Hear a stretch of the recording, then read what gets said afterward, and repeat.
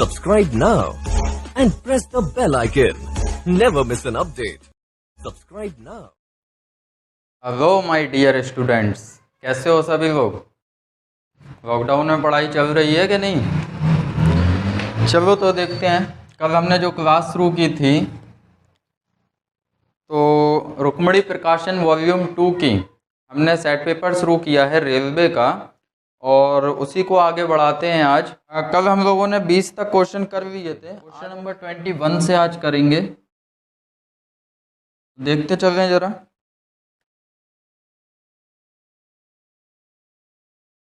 Question number 21 कहता है, लकड़ी के एक टोकरी जो 1.8 मीटर लंबी है, 1.5 मीटर चौड़ी है, लेंथ इसकी 1.8 मीटर है, ब्रेथ इसकी है 1.5 मीटर, और ऊंचाई जो है हाइट वो दी हुई है 1.2 मीटर। ठीक है, सारे जो दिए हुए हैं मीटर में दिए हुए हैं। लोहे के घन से भरा हुआ है जो 6 सेंटीमीटर चौड़ा है। अब लोहे का जो घन है वो 6 सेंटीमीटर का है, तो अगर घन है तो घन की भुजा क्या है 6 सेंटीमीटर, क्योंकि घन की सभी भुजाएं बराबर होती हैं। ठीक है, तो भुजा जो है भुजा जो है वो दी हुई है 6 सेंटीमीटर है। आगे कह रहे हैं टोकरी में फिट आ सकने वाले लोहे के घनों की संख्या ज्ञात करनी है। तो उस बड़ी टोकरी में, ये जो टोकरी है इसकी लेंथ ब्रेथ और हाइट दी हुई है, और ये घनाकार हमें लोहे के घन बनाना है कि इस टोकरी में कितने आ सकते हैं। तो सीधा सा होता है कि इसका आयतन जो होगा, इस टोकरी का आयतन कितना है। तो लंबाई भी है, चौड़ाई भी है, ऊंचाई भी है, तो आप क्या निकालोगे, आयतन। इस लकड़ी के टोकरी का आयतन, तो आयतन क्या होता है, वॉल्यूम जो होता है लंबाई इंटू चौड़ाई इंटू ऊंचाई। तो लंबाई है 1.8 मीटर, चौड़ाई है हमारी 1.5 मीटर, और ऊंचाई कितनी है 1.2 मीटर। ये आ जाएगी लकड़ी के टोकरी का आयतन।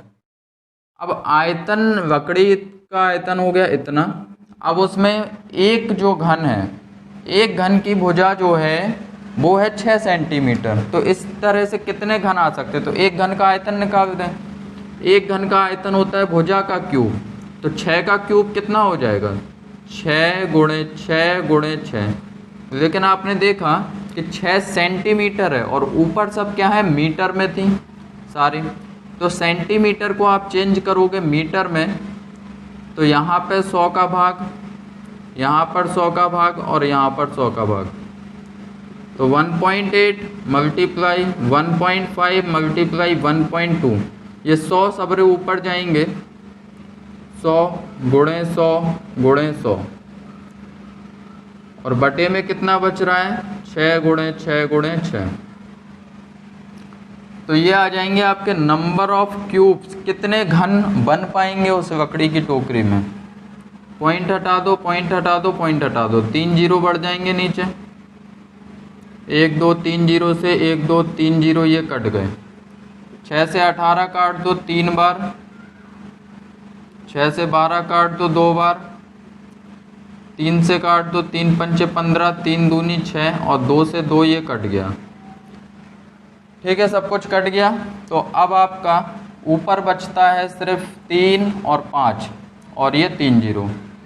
तो n बराबर आ जाएगा 3 पंचे 15, 1 2 3, 3 जीरो हैं। तो कितने घन बन जाएंगे उससे, 15,000 घन उस लोहे लकड़ी की एक टोकरी में आ जाएंगे। ठीक है, क्वेश्चन नंबर चलते हैं 22।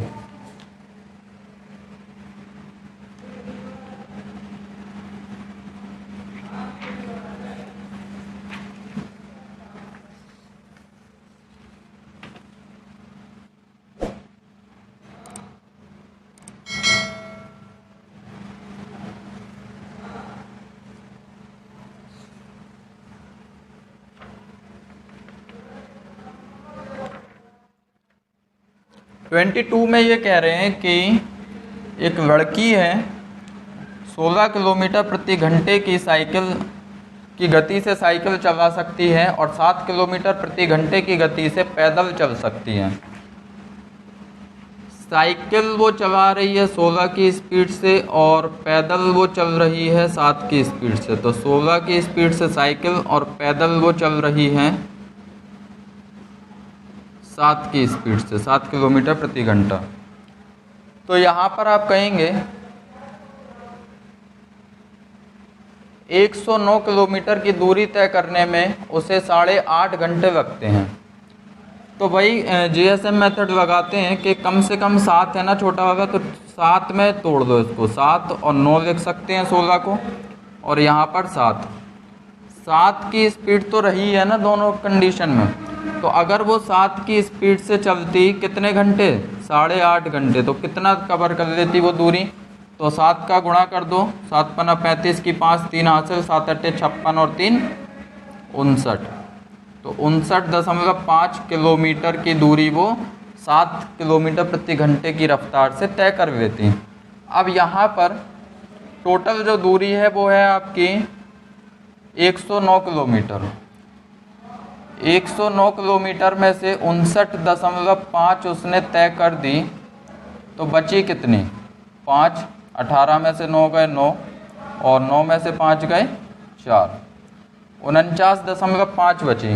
ये क्यों बची, क्योंकि यहाँ पे ये 9 किलोमीटर प्रति घंटा स्पीड बच रही थी ना, किसकी, साइकिल की। तो साइकिल से 9 किलोमीटर प्रति घंटा की स्पीड से अगर वो ये बची हुई दूरी तय करेगी तो कितना समय लग जाएगा। तो 9 से भाग दे दो, 9 पन्ना 45, 4 9 पन्ना 45 पॉइंट लगा दो, तो 5.5 घंटे उसको लग जाएंगे,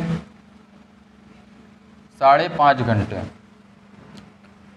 अब टोटल 8.5 घंटे लग रहे थे उसको पूरी यात्रा करने में, 5.5 घंटे किस में लग गए, उसको साइकिल से तय करने में।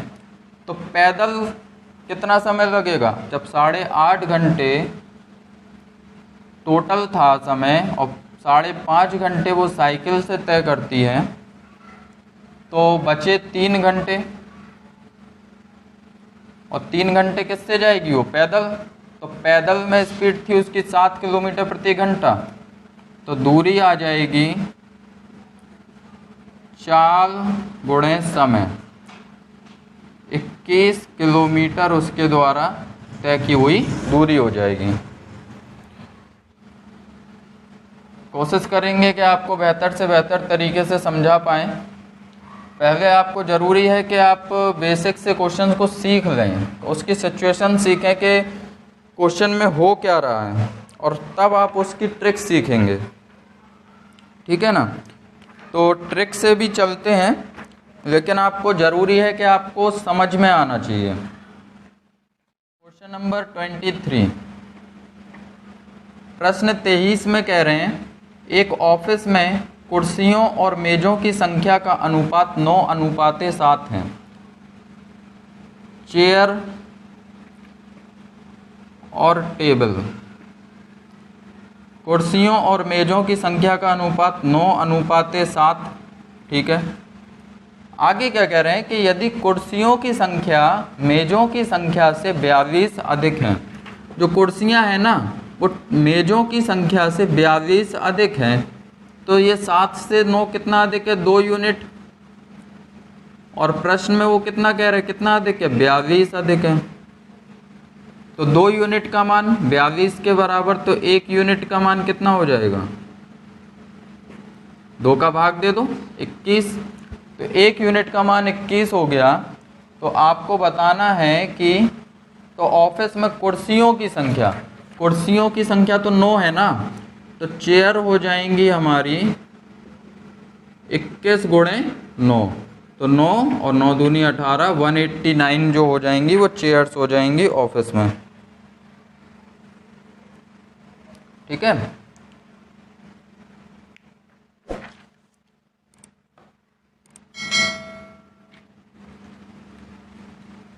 नंबर 24, 24 में ये कह रहे हैं सनी और पावला मिलकर किसी काम को 12 घंटे में पूरा कर सकते हैं। तो सनी और पावला अगर मिलकर किसी काम को करते हैं, सनी है प्लस पावला है, ये दोनों मिलकर अगर किसी काम को करेंगे तो 12 घंटे में पूरा कर सकते हैं, जबकि पावला उसी काम को अकेले अगर करेगी तो वो 18 घंटे में पूरा कर सकती है। एक अन्य व्यक्ति जैन को अकेले उसी काम को पूरा करने में 45 घंटे लगते हैं। उसी काम को पूरा करने के लिए सनी और जैन कितने घंटे लगाएंगे? तो देखिए ये दोनों मिलकर कर रहे हैं 12 घंटे में उसी काम को, पूरा काम हो रहा है ना। सनी और पावला ने मिलकर किया तो पूरा काम हो गया 12 घंटे में, पावला ने अकेले किया तो 18 घंटे में उसी काम को किया, और जैन ने अकेले किया तो 45 घंटे में उस पूरे काम को कर दिया उसने। अब आपको निकालना है कि काम कितना है टोटल। तो टोटल वर्क आप निकालते हो इनका लासा लेके, 12, 18 और 45 का लासा लोगे तो आपका लासा आ जाएगा 180। अब आप निकालोगे कि जब 12 घंटे में 180 काम कर रहे हैं सनी और पावला मिलकर, तो 1 घंटे में कितना काम करेंगे? तो 12 का भाग दे दो 180 में तो 15। 12 घंटे में 180 काम कर रहे हैं तो 1 घंटे में कितना करेंगे? 15 यूनिट। और यहाँ पर 18 घंटे में 180 काम तो 1 घंटे में कितना? 10 यूनिट काम कर देंगे। और 45 घंटे में अगर 180 काम कर रहे हैं तो 1 घंटे में कितना करेंगे? 1 घंटे में करने के लिए भाग दे दोगे आप 180 में 45 का, तो 45 चौके होता है 180। ये आ गया। अब उन्होंने पूछा है उसी काम को पूरा करने के लिए सनी और जैन कितने घंटे लगाएंगे। उसी काम को पूरा करना है सनी और जैन को, सनी प्लस जैन कितने घंटे लगाएंगे। तो सनी और जैन का जरा देख लें कि 1 घंटे में कितना काम करते हैं। पावला और पावला, सनी और पावला मिलकर 15 यूनिट काम कर रहे हैं 1 घंटे में, और पावला अकेली 1 घंटे में 10 काम कर रही है। अगर दोनों सनी और पावला मिलकर 15, पावला अकेली 10, तो पावला का अगर 10 हटा देंगे तो बचेंगे कौन? सनी। 15 में से जो 10 हटा देंगे पावला का काम 1 घंटे का, तो बचेगा किसका? सनी। सनी 1 घंटे में करेंगे 5, और जैन जो है 1 घंटे में कर रहे हैं 4 यूनिट काम। तो दोनों मिलकर 1 घंटे में कितना यूनिट काम कर देंगे? 9 यूनिट काम। 1 घंटे में 9 यूनिट काम हो रहा है, और टोटल जो वर्क है वो है 180। तो 180 यूनिट काम करने में 9 के हिसाब से कितना समय लगेगा? 20 घंटे। 20 घंटे में सनी और जैन मिलकर उस काम को पूरा कर देंगे। नेक्स्ट क्वेश्चन है क्वेश्चन नंबर 25।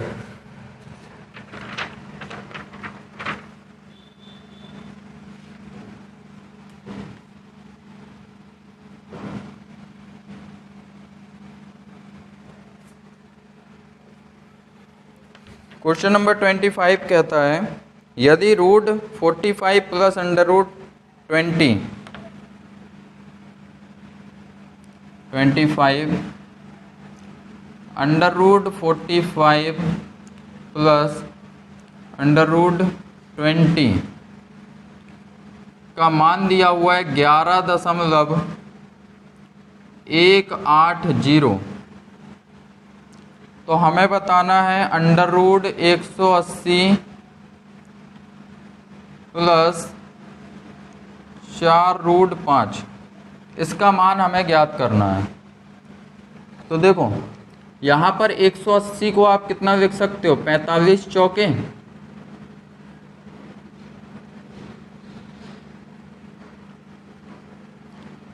और प्लस इस 4 को आप तोड़ सकते हो 2 गुणे 2 में, अंडर रूट 5, तो यहाँ पर आप 4 का बाहर निकाल लो तो रूट से बाहर आ जाएगा 2 अंडर रूट 45 प्लस, अगर ये अंदर रूट 5 है तो ये 2 अगर बाहर है इसको हम अंदर ऐसे लिख सकते हैं 2 अंडर रूट 4, ये 4 बाहर आके 2 ही तो बनाएगा, अंडर रूट में 5 पहले से था, तो ये बन जाएगा आपका 2 under root 45 plus 2 under root 20। देखिए 2 दोनों साइड से कॉमन आ जाएगा, 2 बाहर आ गया, अंदर क्या बचा root 45 plus root 20। Under root 45 plus under root 20 का मान कितना है 11.180, तो 11.180 इसका मान रख दिया और गुणे में है 2, 2 का गुणा कर दिया 0, 2 अट्ठे 16 की 6 एक हासिल 2 और 1 3 2 और 2, तो ये आ गया 22.360 इसका सही जवाब हो जाएगा क्वेश्चन नंबर 25 का। क्वेश्चन नंबर 26 में ये कह रहे हैं विकल्पों से अनुपस्थित संख्या को चुनकर संख्या श्रृंखला को पूरा करें। 11 है, फिर 20 है, फिर 27 है, 36, 43, क्वेश्चन मार्क, फिर क्वेश्चन मार्क, 68 और ये 75 है।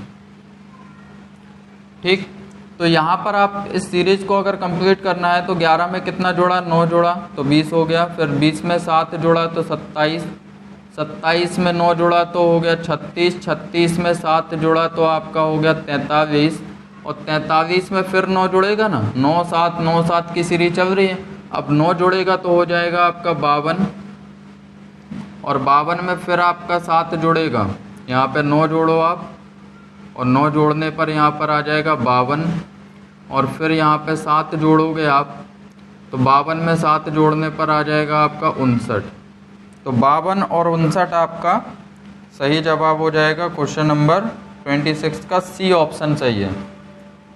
ठीक है ना, 52 और 59 आएगा। क्वेश्चन 27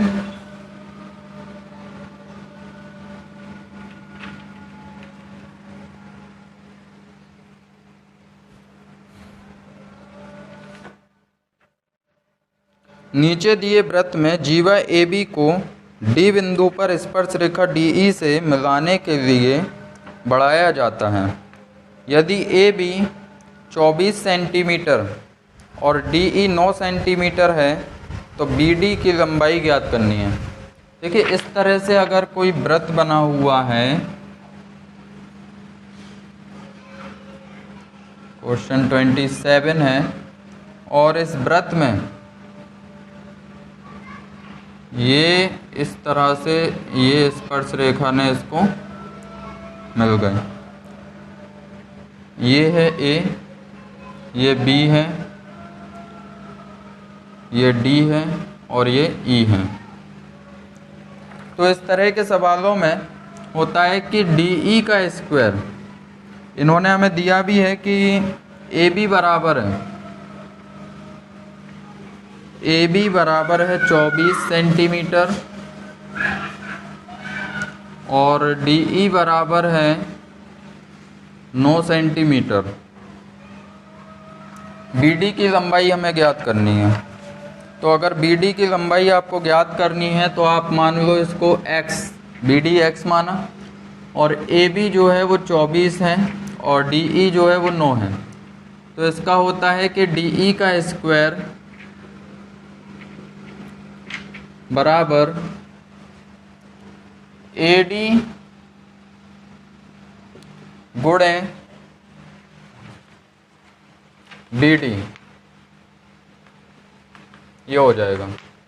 तो डी ई का स्क्वायर कितना है 9, 9 का स्क्वायर बराबर ए डी कितना हो जाएगा, ए से लेकर डी तक, तो ए से लेकर बी तक 24 है, ए से बी तक 24 है, और फिर ये x और जुड़ जाएगा तो 24 प्लस x हो जाएगा, 24 प्लस x हो जाएगा, और बी डी की लंबाई कितनी है x है, तो 9 का स्क्वायर हो गया 81, अब यहाँ पे x जो है BD, इसी की वैल्यू तो हमें फाइंड करनी है। 4 ऑप्शन दिए हुए हैं, चारों में से उठा के रख दो इसमें, जिसको रखने से LHS RHS बराबर हो जाएगा, भाई आंसर हो जाएगा। तो अगर हम रखें ऑप्शन ए 5 रखते हैं अगर x की जगह, तो 24 और 5 हो जाएगा हमारा 29 और गुणे 5, तो 29 पंचे देख लो क्या 81 आ रहा है, 5 ना 45 नहीं आ रहेगा, ये अंकी देख लो नहीं आएगा, तो 5 रखने से नहीं होगा। नेक्स्ट ऑप्शन है हमारा 3, तो 3 रखें जरा x की जगह, 3 रखा, 24 और 3 27, 81 बराबर 27 गुणे 3, तो 27 दिया हो गया 81 और 81 बराबर हो गया 81। LHS बराबर हो गया RHS के, ठीक है। तो क्या रखने से हुआ, 3 रखने से, तो x की वैल्यू जो हो गई, BD की लंबाई जो आ गई वो 3 आ गई, BD की लंबाई हो गई 3 centimetre. Question number 28,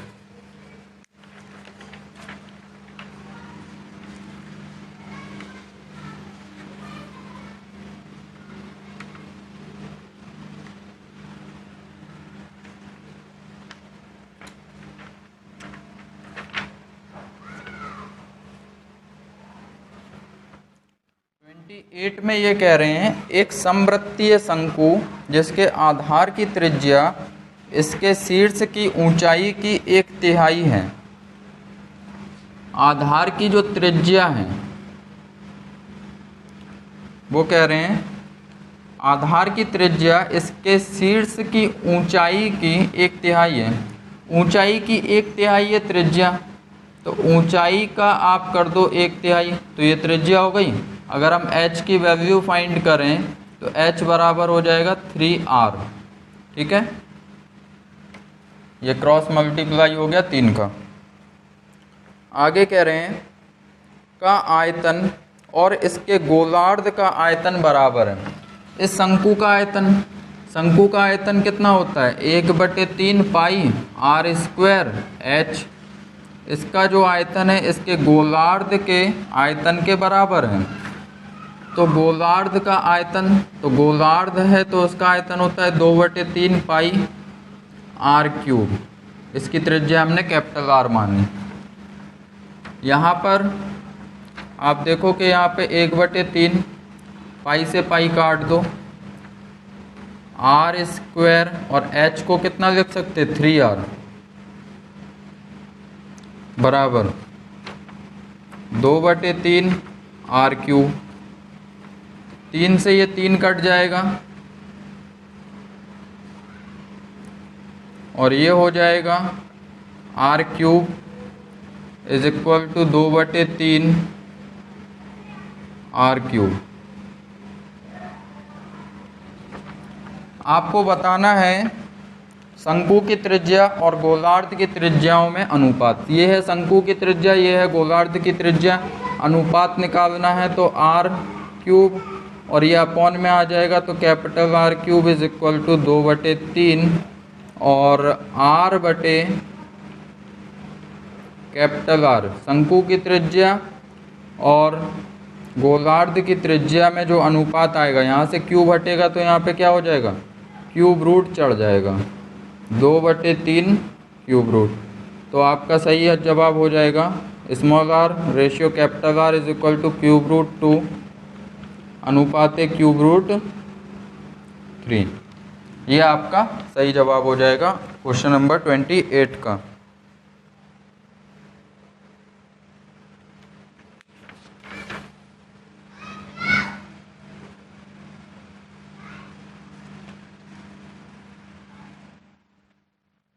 question number है 29।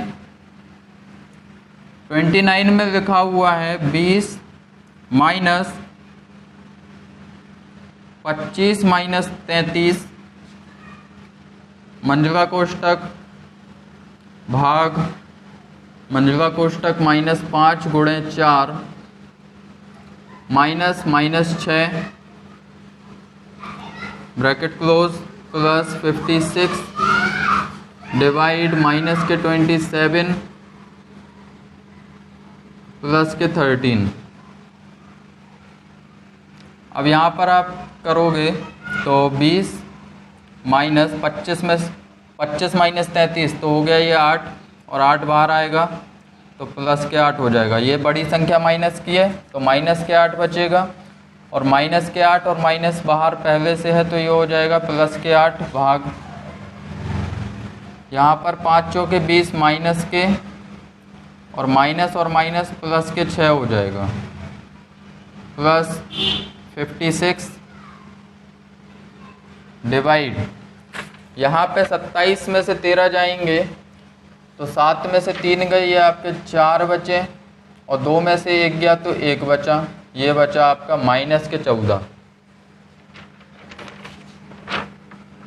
20 और 8 हो गया आपका 28, माइनस 20 में से 6 गए माइनस के 14, ये डिवाइड है, प्लस 56, भाग को बदलो गुणा में और 14 जाएगा 1/में, 14 चौके 56 माइनस के 4 आ गया, और यहाँ से 14 का भाग 28 में होगा 2 बार तो 14 दूनी 28, और यहाँ पर है माइनस के 4 तो -2 और -4 कितना हो जाएगा, माइनस के 6 आपका सही जवाब होगा, option number D. Question number 30 देखते हैं।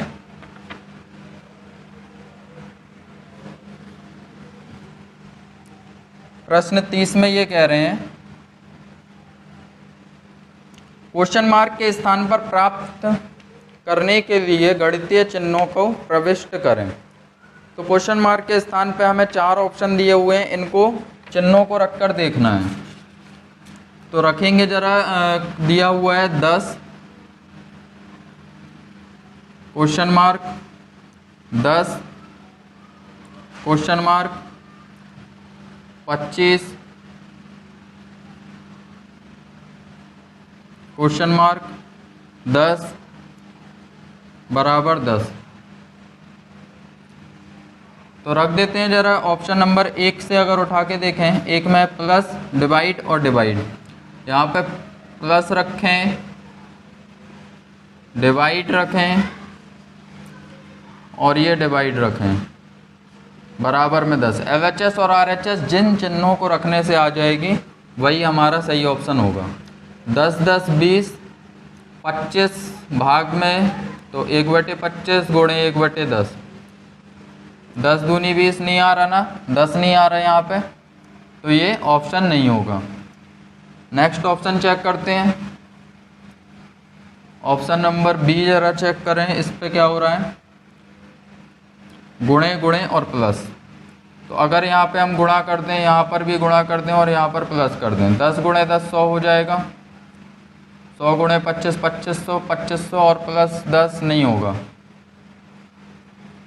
ऑप्शन बी से भी नहीं हो रहा है। ऑप्शन सी रखें, माइनस गुणे प्लस, माइनस गुणे और यहाँ पर प्लस, तो माइनस माइनस ये तो 0 बना देगा, ये 0 हो जाएगा, 10 में 10 जाएंगे 0, और 0 का गुणा 25 में होगा तो ये भी 0, और प्लस में 10, तो यहाँ पर 0 हो जाएगा, प्लस 10, तो 10 बराबर 10 क्या रखने से, ऑप्शन सी। तो ऑप्शन सी हमारा करेक्ट आंसर हो जाएगा क्वेश्चन नंबर 30 का।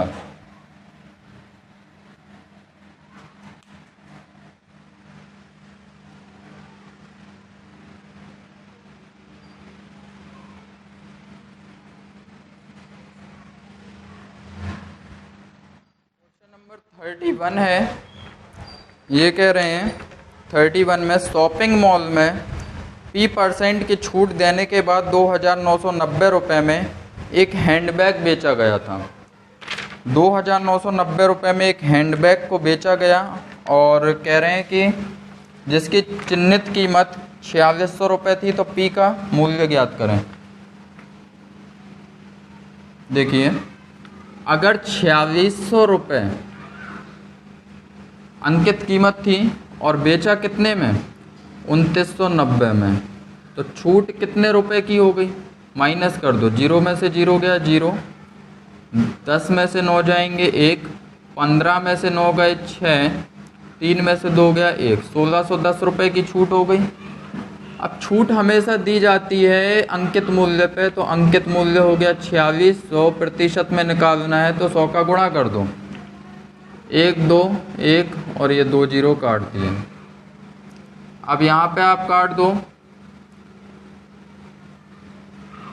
2 से, तो 2 से कटेगा 2 दूनी 4, 2 तिया 6 और 2 पंचे 10, ये कट जाएगा। 23 से काटेंगे तो 23 से 161, 23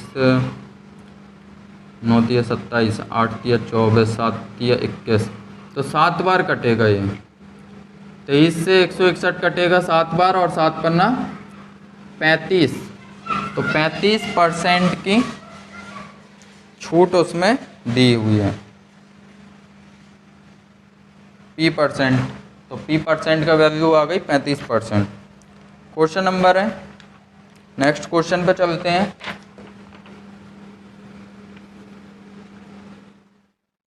क्वेश्चन 32, 144 भागे 40 माइनस 37 माइनस 25 माइनस 112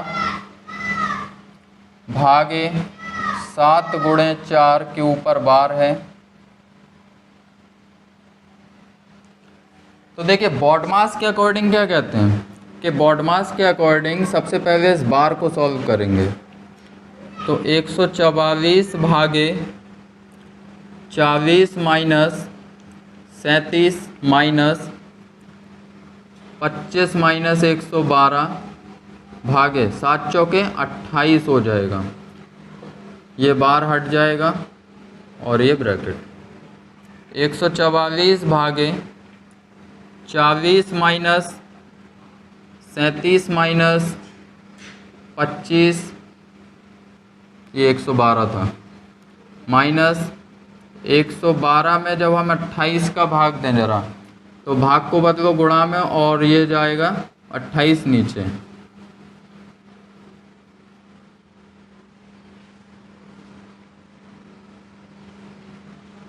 चार सत्ते 28, 4 दूनी 8, 3 4 अट्ठे 32, 7 चौके 28, तो 4 आ गया ये, और 25 में से 4 माइनस हो जाएगा तो कितना बचेगा 21। तो 144 भागे 40 माइनस 37 माइनस 21, 144 भागे 40 माइनस 37 में से 21 घटा दो, 2 7 में से 1 गया 6 और 3 में से 2 गया 1, 144 भागे 40 में से 16 जाएंगे तो कितना बचेगा, देखिए 10 में से 6 गए 4 बचे, 3 में से 1 गया 2 बचे 24। अब 24 का 144 में क्या हो जाएगा भाग, तो ये कट जाएगा 24 छिक्के 144, 6 आपका सही जवाब हो जाएगा।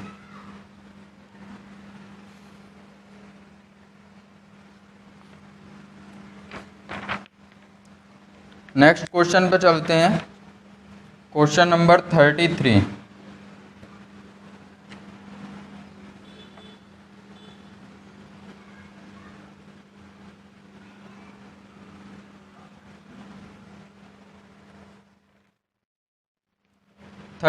क्वेश्चन नंबर में ये कह रहे हैं कि बताना है कौन सा युग्म अभाज्य संख्या नहीं है। तो अगर आप ऑप्शन ए देखो, लिखा हुआ है 41 और 43, बी ऑप्शन है आपका 101 और 103, सी ऑप्शन है 161 और 163 और डी ऑप्शन है आपका 191 और 193।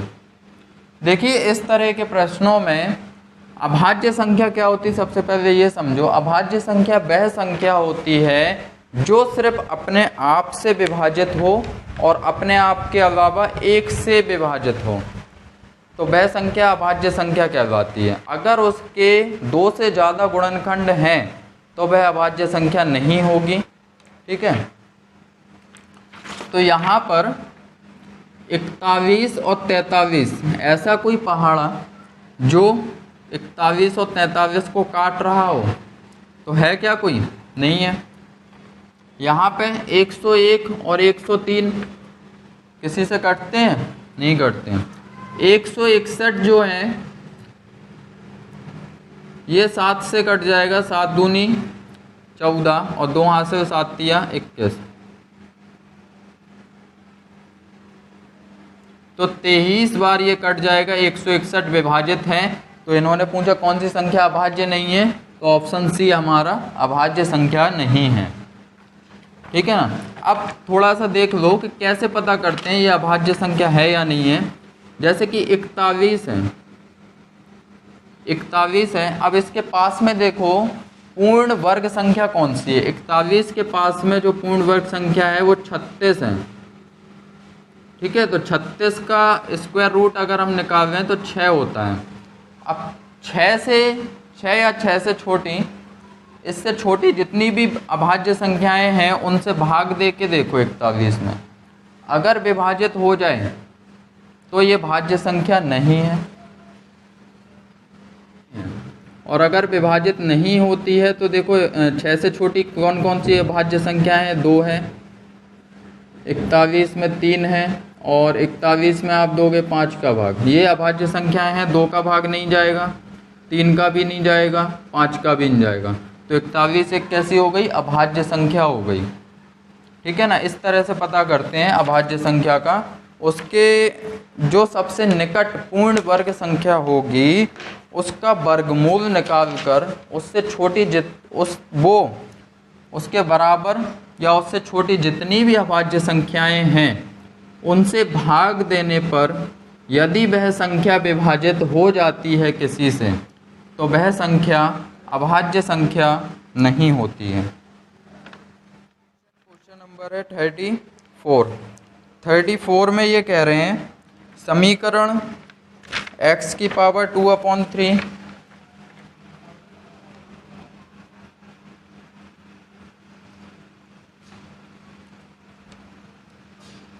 x की पावर है 2/3 प्लस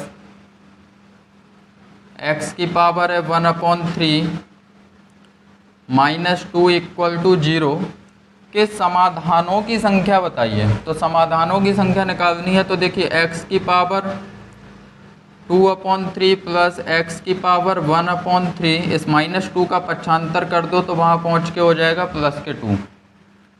यहाँ पर अपॉन में 3 है दोनों के, तो एक काम करिए घन कर दो दोनों साइड। घन करने पर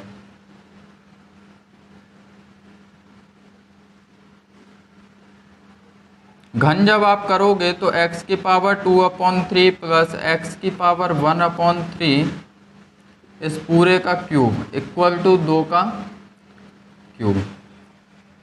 यहाँ पर a + b का होल क्यूब बन गया, तो a का क्यूब तो x की घात 2/3 क्यूब करेंगे गुणे में 3 प्लस x की घात 1/3 गुणे में 3, a³ + b³ प्लस के 3ab।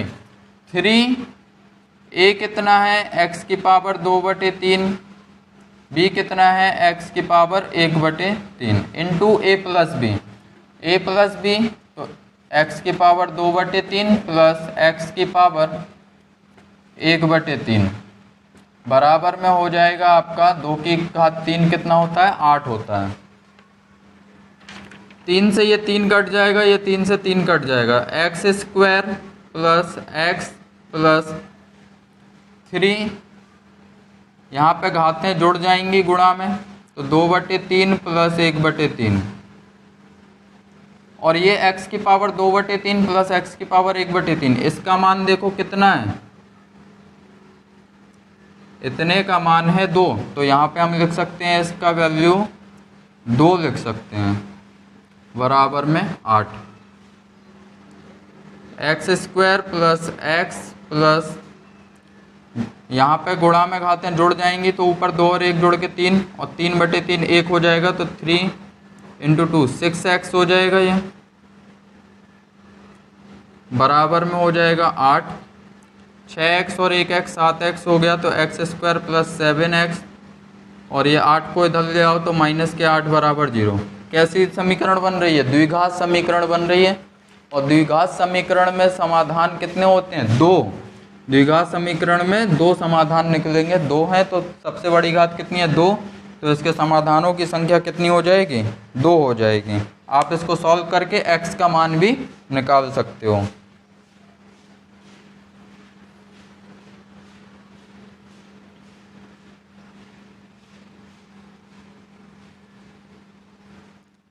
क्वेश्चन पे चलते हैं। Question number 35। क्वेश्चन नंबर 35 कहता है 1/3000 को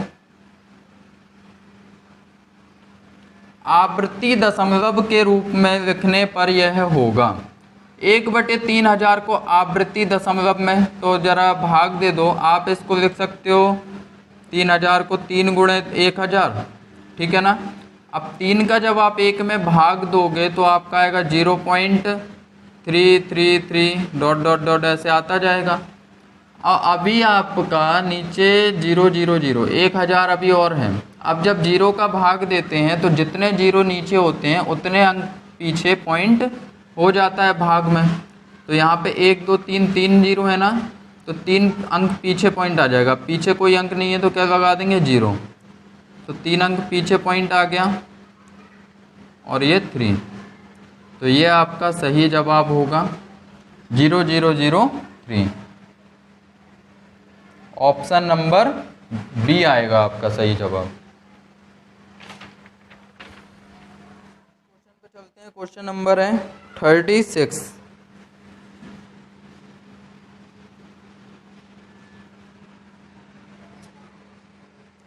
क्वेश्चन 36 कहता है 17,956 का वर्गमूल है।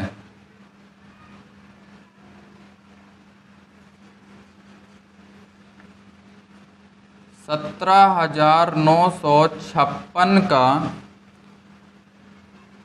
वर्गमूल क्या है? तो यहाँ पर देखो वर्गमूल निकालने का ट्रिक क्या है। यहाँ से वर्गमूल में 2 के जोड़े बनते हैं, तो 2 का जोड़ा यहाँ से रोक लो। अब जितने बचे इनको अलग कर दो, 3 संख्याओं को।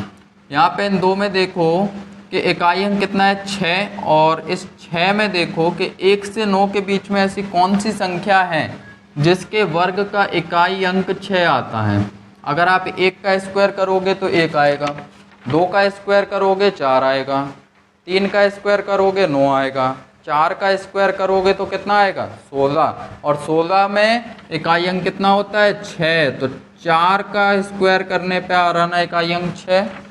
इसी तरह से और कौन सा होता है? 5 का स्क्वायर 25, 6 का स्क्वायर 36। 6 में होता है 6, 6 का स्क्वायर 36 करेंगे तो इकाई अंक कितना आएगा? 36 में 6 आएगा। 4 और 6। अब बचा ये 179। 179 के देखिए इसके निकट कौन सा वर्ग होता है? किस संख्याओं के वर्गों के बीच में 179 आएगा? तो 179 आएगा आपका 169 13 का होता है और 14 का स्क्वायर के बीच में ये आएगा 179। 179 जो है 13 के स्क्वायर से बड़ा है और 14 के स्क्वायर से छोटा है, ठीक है। तो करना ये होता है कि इन दोनों संख्याओं का 13 का और 14 का गुणा कर दो आप।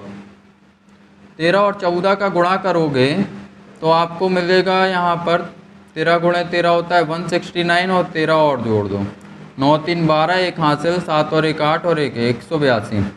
अगर ये जो संख्या है इनके गुणनफल से छोटी आती है तो यहाँ पे तो 13 और 14 था ना, तो हमेशा छोटा वाला नंबर लिया जाएगा 13।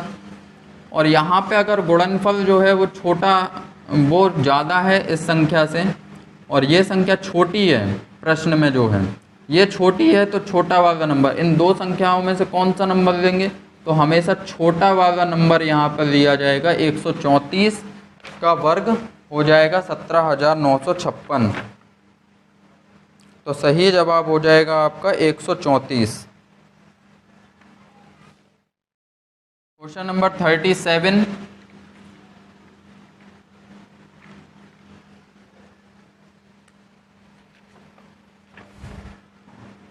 37 आता है रेलवे में, काफ़ी अच्छा प्रश्न और काफ़ी बार आया भी है। क्वेश्चन नंबर 37 बहुत ही आसान सा सवाल है। देखिए ये कह रहे हैं कि दूध की कीमत 20% बढ़ गई। 20% का मतलब होता है 1/5%। कल हमने निकालना बताया था, परसेंटेज कैसे निकालेंगे। तो 20% का मतलब 1/5 पहले ये होती है प्रारंभिक कीमत। प्रारंभिक कीमत ये हो जाएगी कि पहले जो कीमत थी वो थी 5, तो अब वो बढ़ रही है ना, तो ऊपर वाला जो नंबर होता है वो ये शो करता है कितना बढ़ रहा है या कितना घट रहा है। तो यहाँ पर 5 पहले थी, 1 बढ़ गई, कितनी हो गई 6। ये तो हो गया उसके कीमत की बात। और जब बात करें प्रश्न में कि उपभोग को कितना कम किया जाए, कीमत बढ़ गई तो हम उसका खपत कम कर दें कि हमारा खर्च बराबर रहे। तो खर्च बराबर रहने की कंडीशन में अगर कीमत 5 से 6 हुई तो खर्च हमें इसका रिवर्स हो जाता है, 6 से 5 हो जाएगा। ठीक है, तो ये हो जाएगी खर्च। व्यय कितना कम कर दिया, 6 था 5 हो गया, कितना कम हुआ 1, कितने पे 6 पे, परसेंट में निकाल देंगे गुणे 100। तो ये होता है आपका 16 सही 2/3% आपका आ जाएगा।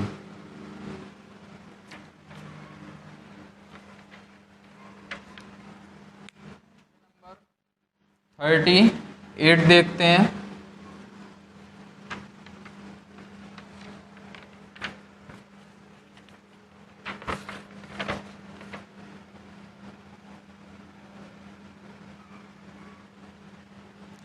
बहुत ही अच्छा प्रश्न है। हाइट एंड डिस्टेंस का, ऊंचाई और दूरी का सवाल है। और देखिए क्या कह रहे हैं ये कि एक मंच है, मंच के ऊपर से अगर ये हमने मंच बना दिया, ये मंच बना दिया और इस मंच के ऊपर से एक ये टावर जा रहा है,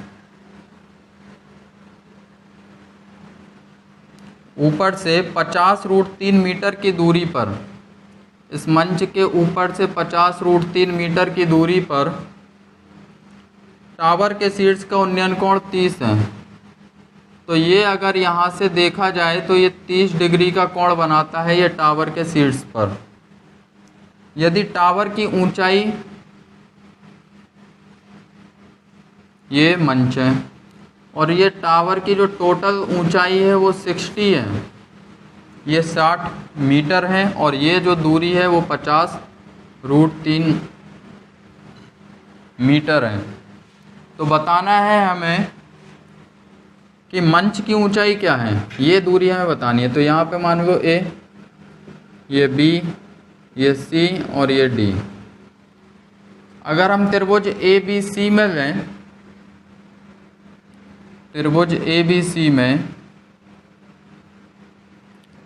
तो tan 30 जो हो जाएगा लंब बटे आधार।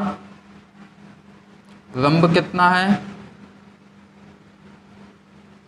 AC है, आधार कितना है, BC है। tan 30 का मान होता है 1/√3। AC का मान नहीं पता क्योंकि टोटल A से लेके D तक है ना ये 60, तो AC नहीं पता। BC का मान कितना है 50√3। √3 से √3 कट जाएगा और 50 का यहाँ पर क्रॉस मल्टीप्लाई, तो AC बराबर आ जाएगा 50 मीटर। ये आपका AC आ गया 50 मीटर। आपको बताना है CD, मतलब ये मंच की ऊंचाई कितनी है। तो टोटल 60 में से CD जो है, अगर हम टोटल 60 थी A से लेके D तक, तो 60 में से 50 AC को हटा दें तो कितना बचेगा, 10 मीटर हमारी आ जाएगी। सही जवाब हो जाएगा आपका 10 मीटर। Question number 39।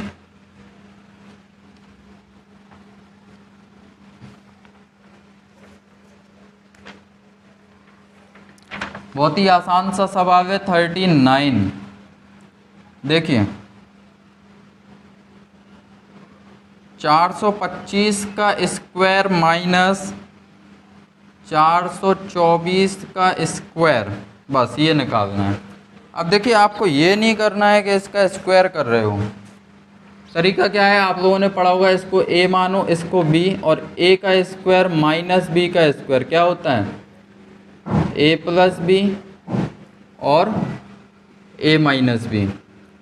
तो a प्लस बी क्या हो जाएगा, 425 प्लस 424, और a माइनस बी तो 425 माइनस 424। ये जोड़ दो, 4 और 5 हो गया 9, 2 और 2 हो गया 4, 4 4 हो गया 8, और ये हो गया हमारा 1। तो 1 हो गया इसकी वैल्यू, तो 1 का मल्टीप्लाई करने पे 849 ही रहेगा। सही जवाब हो जाएगा 849। Question number 40।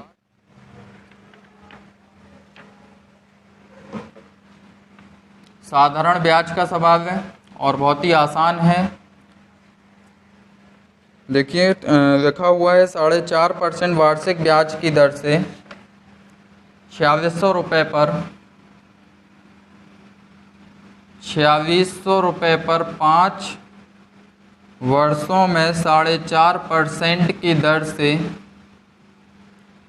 ब्याज कितना मिलेगा। तो आप सभी को पता है साधारण ब्याज बराबर होता है मूलधन गुणे दर गुणे समय बटे 100। यहाँ पे 0 से 0 ये 2 जीरो कट गए, दशमलव 1 जीरो यहाँ नीचे आ गया, 5 दूनी 10, और 2 से काटा, 2 से ये कटा 23 बार। अब 23 का 45 में गुणा कर दो तो साधारण ब्याज जो हो जाएगा 45 गुणे 23, 23 पंचे हो गया 115, 11 हासिल, 23 चौके 92, 92, और ये हमारा हो जाएगा 103। तो 1035 रुपये हमारा सही जवाब हो जाएगा। तो आज 40 तक आपके प्रश्न हो गए हैं इस सीरीज़ के। आज के लिए इतना ही रखते हैं, आगे फिर कल इस सेट को आगे बढ़ाएंगे और पर डे इसी तरह से बस करते हुए चलेंगे। तो आपके जो प्रैक्टिस जब होती रहेगी तो आपकी स्पीड बढ़ेगी इस सेट पेपर से, और आप देख रहे होंगे कि आप जो पहले 2 मिनट या 4 मिनट में एक सवाल को कर पा रहे थे, इसके बाद जब आप डेली प्रैक्टिस करोगे तो उसके बाद आप उन्हीं प्रश्नों को 1 मिनट से भी कम समय में कर पा रहे होगे। ठीक है ना। तो तैयारी अपनी शुरू कर दो, लॉकडाउन चल रहा है, आप सभी घर पे हो, बैठ के पढ़ाई करो, और एग्ज़ाम आएगा तो उसका इंतज़ार मत करो कि आएगा जब पढ़ेंगे, अभी से पढ़ो। जब अभी से तैयारी पूरी रखोगे तो एग्ज़ाम आएगा और आपका तभी निकल पाएगा। ठीक है ना। Thank you.